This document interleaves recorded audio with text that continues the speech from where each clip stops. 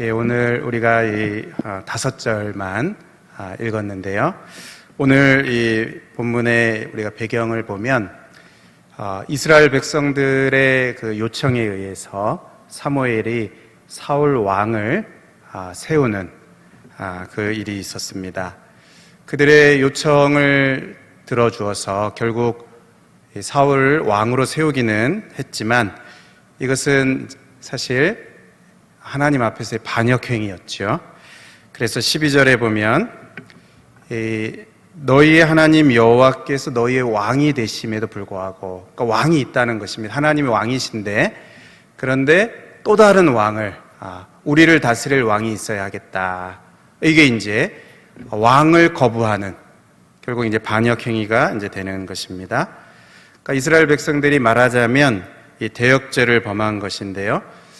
그런데 그들이 얼마나 큰 죄를 범했는지에 대해서 깨닫지 못하고 있습니다. 그래서 사무엘은 이 백성들이 이것을 깨닫게 해달라고 그렇게 하나님께 이제 기도합니다. 그래서 17절, 18절에도 보면요, 내가 여호와께 아뢰리니 여호와께서 우레와 비를 보내셔서 너희가 왕을 구한 일, 그게 뭐라고요? 여호와의 목전에서 범한 죄악이 크다는 것입니다. 이것을 알 수 있게 해달라, 이렇게 기도하겠다는 겁니다. 그래서 18절에 그날에 이제 우레와 비를 하나님께서 보내셔서 모든 백성들이 크게 이제 두려워하게 되는 그러한 일이 있게 된 것입니다. 이들이 하나님이 우레와 비를 보내시니까 이들이 죽을까 봐서 모두 크게 이제 두려워하였습니다. 그때 이 두려워하는 이 백성들에게 그들을 이렇게 진정시키면서 그들에게 말한 것이 오늘 우리가 읽은 이 본문이 이제 되는 것입니다. 우리 20절 말씀 한번 다시 한 목소리 읽어보겠습니다. 시작. 사무엘이 백성에게 이르되 두려워하지 말라. 너희가 과연 이 모든 악을 행하였으나 여호와를 따르는 데서 돌아서지 말고 오직 너희의 마음을 다하여 여호와를 섬기라. 여러분, 이 큰 죄를 범한 것입니다. 이 반역행위를 한 것이고요. 대역죄를 범했으면 사실 이제 끝난 것이죠. 모든 것이 사실은 끝난 것 아닙니까? 그들이 큰 죄를 범했으니까 그들이 받을 벌도 크게 되는 것이죠. 중한 벌을. 죄가 가볍지 않기 때문에 매우 중한 것이기 때문에 벌 또한 중한 벌을 받는 것이 당연합니다.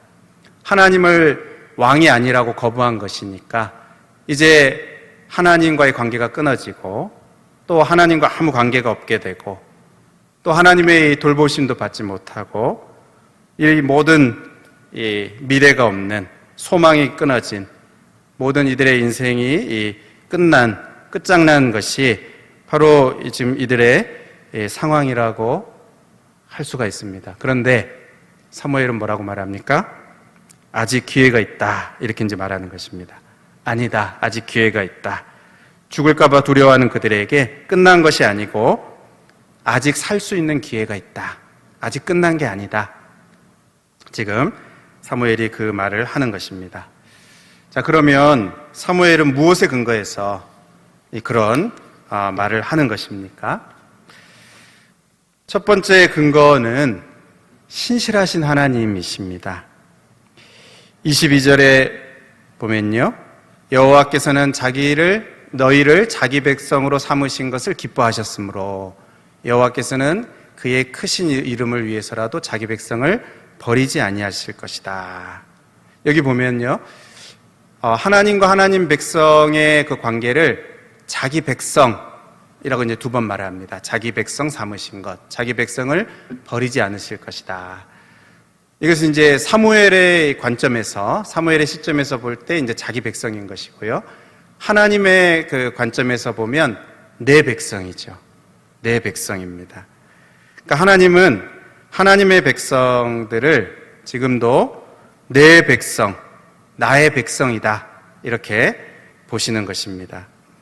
또 하나님은 이 관계를 기뻐하셔서, 그래서 비록 이들이 중한 죄를 범했지만 그 죄악보다도 하나님과 하나님 백성의 이 관계가 더 견고하고 강하다는 것입니다.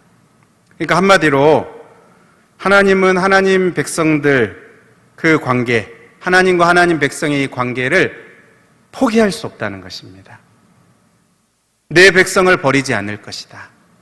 그들의 죄악이 중하지만 그러나 하나님은 이 하나님과 하나님 백성의 관계를 더 중요하게 여기시고 결코 포기하지 않으시겠다 말씀하시는 것입니다.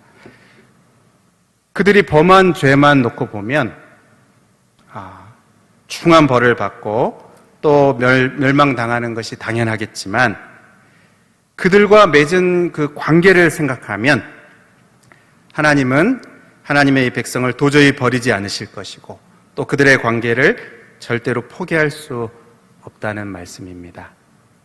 여러분 이것이 이해가 되십니까? 하나님의 이 마음 또 하나님의 이 말씀이 이해가 되십니까? 누가복음 15장에 나오는 이 탕자와 그의 아버지의 관계를 우리가 생각해 보면 우리가 이것을 이해할 수가 있습니다. 아버지가 아직 살아 계신데도 유산을 달라고 해서 받고 아버지의 집을 떠난 그 아들, 이 불효 중에 불효죠. 그보다 큰 불효가 없습니다. 그런데도 아버지는 어떻습니까? 아버지와 자녀의 이 관계를 포기하실 생각이 없습니다. 그래서 나중에 이 가진 재산을 다 탕진하고 빈털터리로 돌아온, 그러면서 자기가 지은 죄로 인해서 아버지와 아들의 이 관계를 계속 유지하기 어렵다고 판단하고 그냥 품꾼의 하나로 여겨달라고. 그러니까 이 면목이 없는 것입니다. 이 아버지와 자녀의 관계 면목이 없습니다. 그냥 품꾼 정도의 관계로 그렇게 봐달라고 탕자가 고백을 하죠. 누가복음 15장 19절에 아버지의 아들이라 일컬음 감당치 못하겠습니다. 그냥 품꾼의 하나로 봐주십시오. 그런데 아버지는 어떻습니까? 24절에 이 내 아들은 죽었다가 다시 살아났으며. 그러니까 지금 이 탕자의 생각과 아버지의 생각이 다릅니다. 나는 더 이상 아버지의 아들이라고 여겨질 수 없습니다. 아니다. 내 아들이다. 여전히 내 아들이다. 이렇게 탕자의 아버지는 말을 하는 것이죠. 심지어 여러분 22절을 다시 보면요. 여기 아주 기가 막힌 표현이 나옵니다. 여기 이제 괄호를 쳐놨는데요. 여호와께서는 너희를 자기 백성으로 삼으신 것을 기뻐하셨으므로, 여러분 여기 그 괄호를 빼도 아무 상관이 없습니다. 기뻐하셨으므로 자기 백성을 버리지 아니하실 것이다. 버리지 아니하실 것이요. 아무 이상이 없죠. 읽는데 아무 이상이 없습니다. 오히려 이걸 빼고 읽는 게 더 자연스러워 보입니다. 그런데 이걸 탁 넣어두셨어요. 여호와께서는 그의 크신 이름을 위해서라도 자기 백성을 버리지 아니하실 것이다. 왜 이 표현을 넣어두신 것입니까? 바로 하나님과 하나님 백성의 이 관계가 완전히 하나로 묶인 운명 공동체라는 것입니다. 그러니까 완전히 하나, 한 몸이라는 것입니다. 그러니까 하나님의 이 이름과, 이름은 그 존재를 말하죠. 그러니까 하나님의 이 존재와 또 하나님 백성의 이 존재가 뗄래야 뗄 수 없는 완전히 한 덩어리라는 것입니다. 분리될 수 없는 그런 한 몸이다. 하나로 묶여 있다. 이것을 말씀하시는 것입니다. 그러니까 하나님 백성이 망하게 되면 어떻게 됩니까? 하나님의 이름도 우습게 여김을 당하고 하나님의 이 영광도 더럽혀지게 되는 그러한 것이죠. 이게 하나입니다. 완전히 한 몸입니다. 하나예요. 여러분, 사람들은 여러 가지 작은 이유들로 인해서도 손절하죠. 우리가 손절한다고 이렇게 요즘 많이 표현을 합니다. 그 관계를 끊어버리고, 그렇죠? 그러나 하나님은 어떻습니까? 하나님은 신실하신 하나님이십니다. 그러니까 손절하지 않으십니다.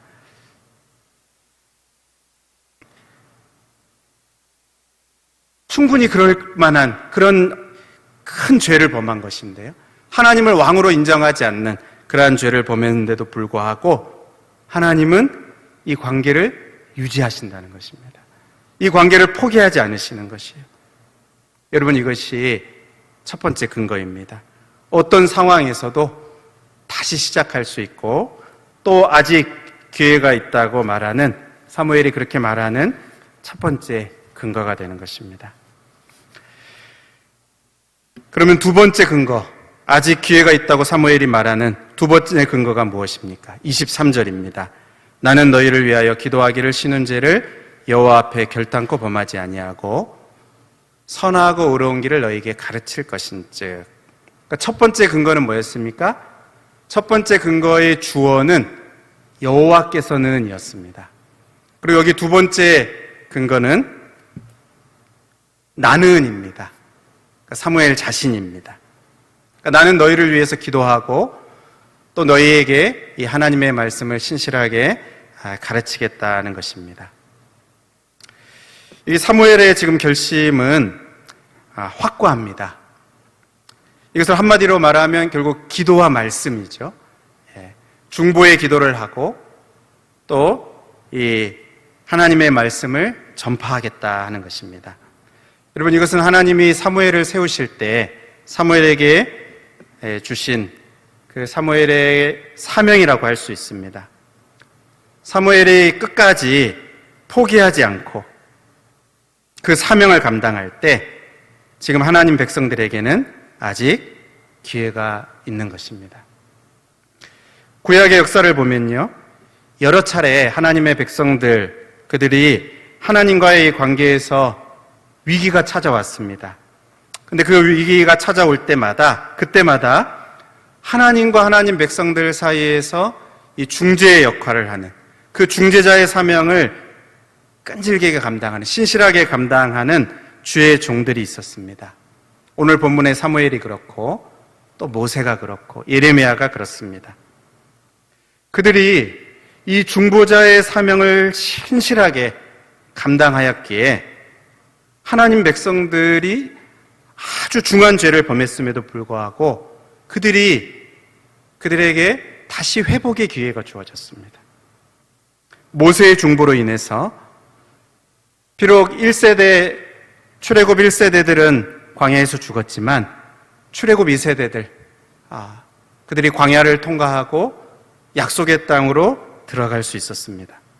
모세의 중보 때문에 이것이 가능했습니다. 사무엘의 중보로 인해서요, 비록 사울 왕을 세우고 이 사울 왕은 실패를 했지만 사울 왕의 실패로 끝나지 않고 이어서 다윗 왕이 세워질 수 있었습니다. 이게 사무엘의 중보로 가능한 것이었습니다.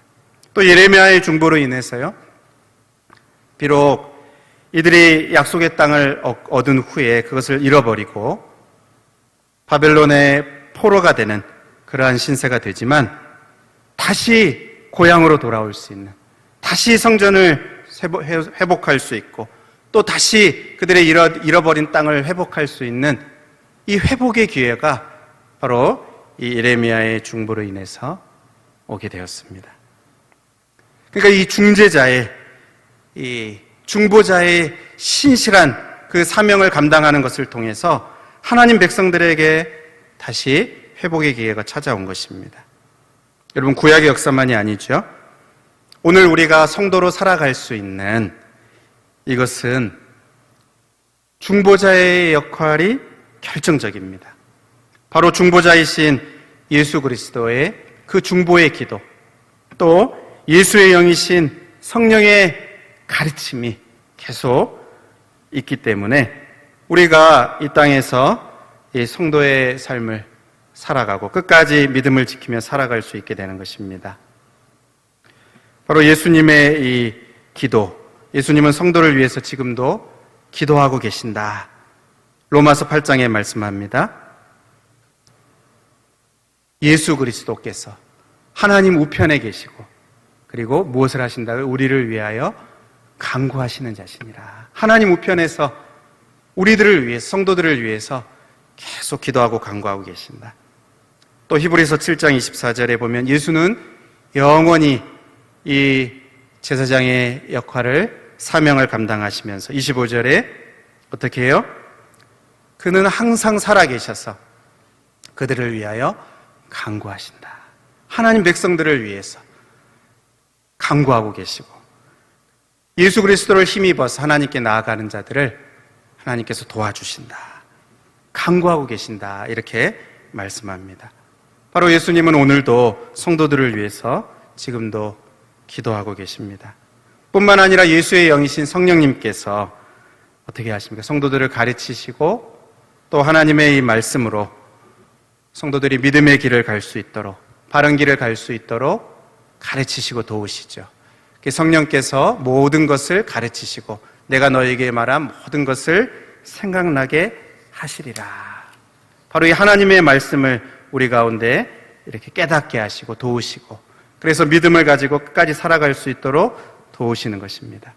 여러분, 우리가 죄를 범하기도 하고 또 때로는 이 믿음의 길에서 넘어지기도 하고요, 또 방황하기도 합니다. 하지만 다시 회복되고 또 다시 일어날 수 있는 것, 어디에 그것이 있습니까? 그 근거가 있습니까? 예수님이 지금도 살아계셔서 우리를 위해서 계속 기도하시기 때문입니다. 또 성령께서 바로 이 하나님의 말씀을 통해서 우리의 이 죄를 깨닫게 하시고, 우리가 이 잘못된 길을 가고 있는 것을 깨달을 수 있게 하시고, 바른 길이 어딘지를 분별하게 하시고, 그래서 마치 그 탕자가 그 자리에 계속 머물러 있지 않고 돌아가야 되겠다, 아버지께로 돌아가야 되겠다, 집으로 돌아가야 되겠다, 그래야 내가 살 수 있겠다, 여기 있으면 죽겠다, 아버지의 품으로 돌아가야 되겠다, 비록 자격이 없어서 아버지라고 그렇게 부르지는 못하고 그래도 아버지께로 돌아가야 되겠다, 이렇게 깨닫게 하는 것처럼 성령께서 말씀으로 우리의 죄를 깨닫게 하시고, 바로 하나님이 은혜로우신 아버지이신 것을, 그리고 아버지 품으로 돌아갈 때 살 수 있다, 거기에 생명의 길이 있다 하는 것을 깨닫게 하시는 그 일을 성령께서 날마다 우리를 도와주셔서 그렇게 도우시고 계시기 때문에 우리가 하나님과의 관계가 다시 회복될 수 있는 것입니다.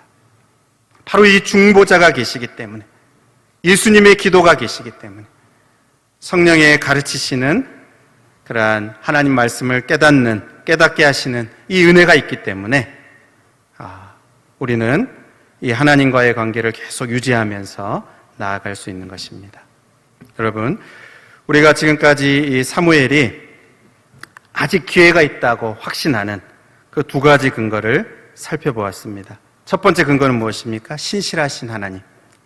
하나님 백성들을 절대로 포기하지 않으시는 하나님이 계시기 때문에 아직 기회가 있는 것입니다. 두 번째 근거는 중보자이신 예수 그리스도의 기도가 있기 때문에, 또 성령의 말씀 사역이 있기 때문에, 그렇기 때문에 아직 기회가 있는 것입니다. 여러분, 이것이 중요합니다. 이 근거가 중요합니다. 그런데 여러분, 사무엘은 이것으로 끝내지 않고, 이 두 가지 근거로 끝내지 않고요, 여기에 하나를 더 추가를 하고 있습니다. 이 첫 번째 근거, 두 번째 근거가 절대적이고 또 확실한 근거이지만, 사무엘이 마지막으로 하나 더 추가하는 이것도 반드시 필요한 것입니다. 여러분, 그것이 무엇입니까? 24절입니다.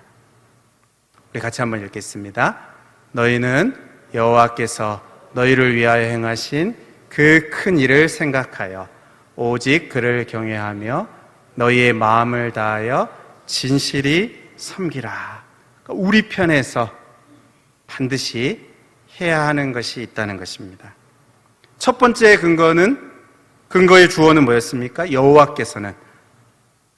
두 번째 그 근거의 주어는 뭡니까?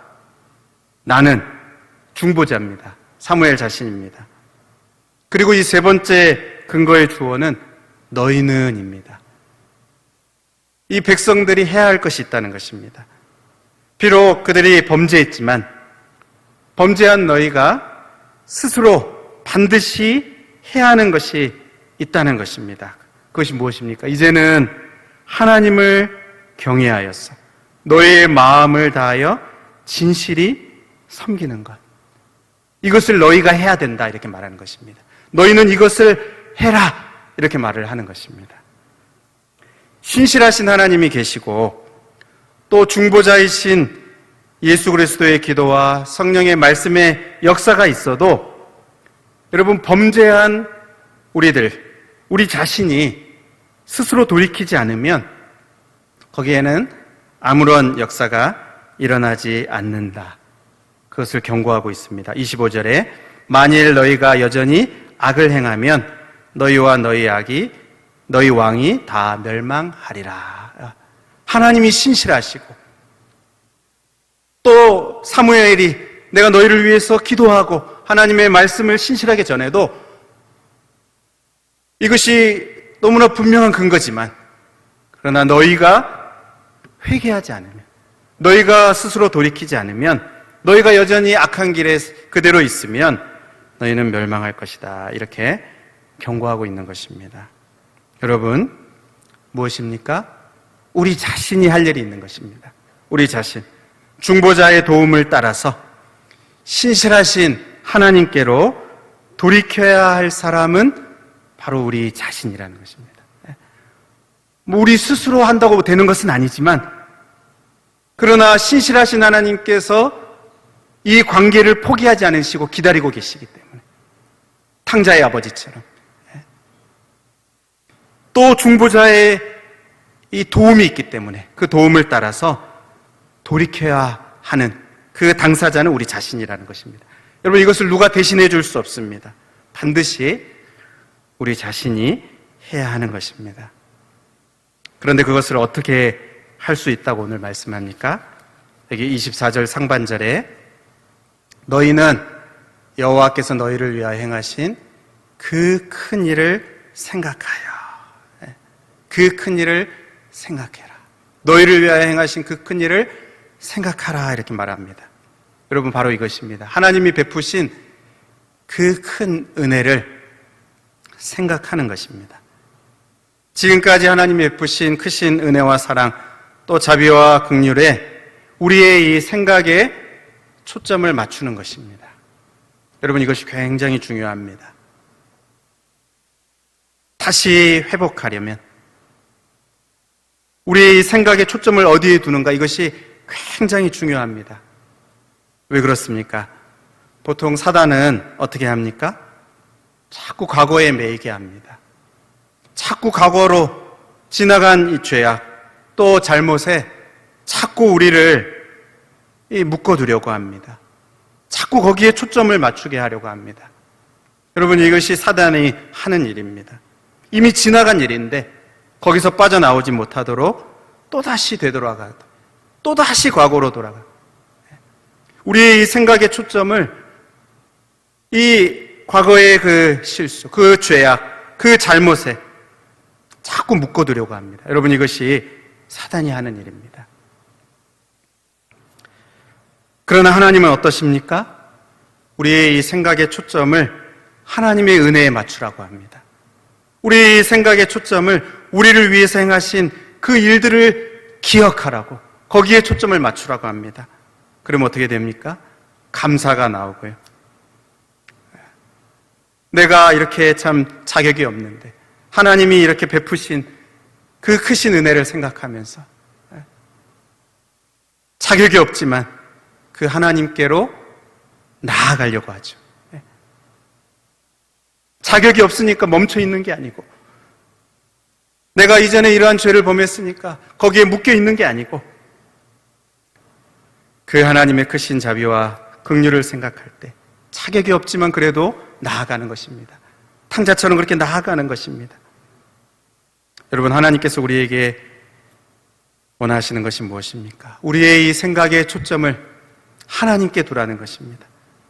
십자가에서 이루신 그 대속의 은혜를 생각하고 이제는 돌이켜서 새 삶을 살라고 그렇게 하나님께서는 우리에게 요구하십니다. 그러므로 여러분, 바라기는 우리가 우리의 이 과거와 또 우리의 과거의 죄악과 잘못에 매여 있지 않고 중보자 되신 예수 그리스도와 또 성령의 도우심을 따라서 신실하신 그 하나님, 우리를 결코 버리지 않으시는 그 하나님께로 다시 나아가서 하나님을 섬기는 그러한 이 새로운 삶을 우리가 살 수 있게 되기를 주님의 이름으로 축복합니다. 이제 우리가 말씀을 마치면서 두 가지를 여러분 우리가 적용하면서 또 기도의 제목도 삼으면 좋겠는데요. 하나는 우리 자신을 위한 것입니다. 여러분, 우리 자신을 어떻게 해야 되겠습니까? 우리가 날마다 주의 보혈을 의지하여서 우리는 참 자격이 없지만 주의 보혈을 의지해서 하나님께 나아가는 자에게는 다시 기회가 있다. 어떠한 죄악에 빠졌더라도 주의 보혈을 의지하여서 나아갈 때, 하나님께 나아갈 때 아직 기회가 있다 하는 이것을 기억하고 여러분 힘써 하나님께 나아가는 우리 자신이 되어야 되겠습니다. 또 하나는 다른 사람을 위한 것인데요. 여러분, 우리 주위에 이러한 이 백성들의 모습과 같은 그러한 모습에 있는 사람들이 있을 수 있겠죠. 오늘 이 사무엘이 확고하게 결심을 합니다. 내가 너희를 위해서 기도하기를 쉬는 죄를 범치 않겠다. 또 하나님의 말씀을 전하겠다. 여러분, 이 확고한 이 사무엘의 결심은 바로 예수님의 모습이기도 합니다. 그래서 우리가 바로 이 사무엘의 결심을 본받고 또 무엇보다도 예수님의 본을 따라서 우리는 중보자는 아니지만 오늘 우리를 두신 자리에서 우리에게 맡기신 이 사명, 기도와 말씀의 이 사명을 잘 감당해야 되겠습니다. 그래서 부모로서 우리 자녀를 위해서 기도하고 또 하나님의 말씀으로 양육할 때 여러분 자녀에게는 아직 기회가 있는 것입니다. 주일학교 교사가 되어서 우리가 우리 반 학생들을 위해서 정말 간절히 기도하고 또 말씀을 가르칠 때 지금은 좀 그들이 믿음이 없는 것 같고 그들이 방황하는 그러한 학생이라도 여러분 그들에게는 변화될 가능성이 남아 있습니다. 아직 기회가 있는 것입니다.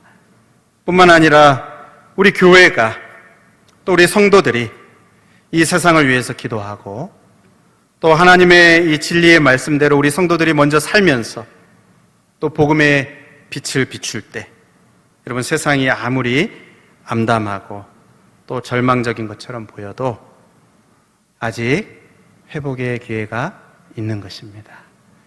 여러분 이 두 가지를 우리가 적용하면 좋겠습니다. 먼저 우리들이 그렇게 나아가는 것입니다. 우리에게 기회가 있는 줄 알고 예수 그리스도의 보혈을 의지할 때 우리에게는 하나님께 나아갈 수 있고 회복의 기회가 있는 것을 기억하고 하나님께 나아가면서 우리 자신만 아니라 우리에게 맡기신 이 사명을 따라서 부모로서 또 우리 주일학교 교사로서 우리 교회와 성도로서 기도하고 또 말씀대로 순종하며 살면서 그 말씀을 전파하는 그러한 사역을 감당하는 그러한 우리들이 될 수 있기를 주님의 이름으로 축복합니다.